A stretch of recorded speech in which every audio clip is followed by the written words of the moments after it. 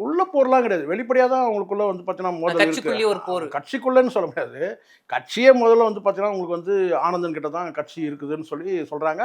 இவங்க தனி கட்சி தொடங்க போறதா ஒரு தகவல் இருக்கு. யாருன்னா, பொற்கொடி அவர்கள். பொற்கொடி வந்து தனி கட்சி தொடங்க போறதா ஒரு தகவல் அ அதுக்கான வேலைகள் நடந்துகிட்டு இருக்கு ஒரு பக்கம்.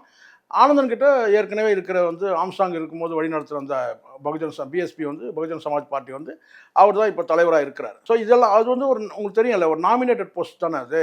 அவங்க அகில இந்திய தலைமை வந்து யாரை தேர்வு செய்கிறாங்களோ அவங்க தான் இருக்க மாயாவதி முடியும். அவர்கள். மாயாவதி அவர்கள் வந்து கேட்டினா இவருக்கு வந்து ஆம்ஸ்ட்ராங்க்கு பிறகு வந்து கேட்டினா அந்த கட்சி வந்து முழுக்க இவர் தான் வந்து ஆனந்தன் தான் வந்து வழிநடத்துகிறாரு.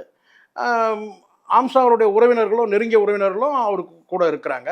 இன்னொரு சைடில் வந்து பார்த்தீங்கன்னா இந்த சைடில் வந்து கேட்டினா பொற்கொடி அவர்கள்கிட்டையும் வந்து கேட்டினா அவருடைய கிராஸ் ரூட்டில் இருக்கிற சில தொண்டர் முக்கியமான தொண்டர்கள் வந்து பொற்கொடி கிட்ட இருக்கிறாங்க. ஸோ அவங்க பொற்கொடி கிட்ட அவங்க கிட்ட இருக்கிற அந்த தொண்டர்கள் அவங்கள வந்து ஆம்ஸ்ட்ராங் கூட இருந்தவங்க முக்கியமான நபர்கள் அவங்க கூட இருக்கும்போது அவங்களாம் சேர்ந்து ஒரு தனியாக ஒரு கட்சியை தொடங்கலான்ற அந்த எண்ணத்தில் அவங்க இருக்கிறாங்க. ஒருவேளை நினைவேந்தல் அந்த நிகழ்ச்சி நடக்கும்போது ஒருவேளை அது வெளிப்படலாம்.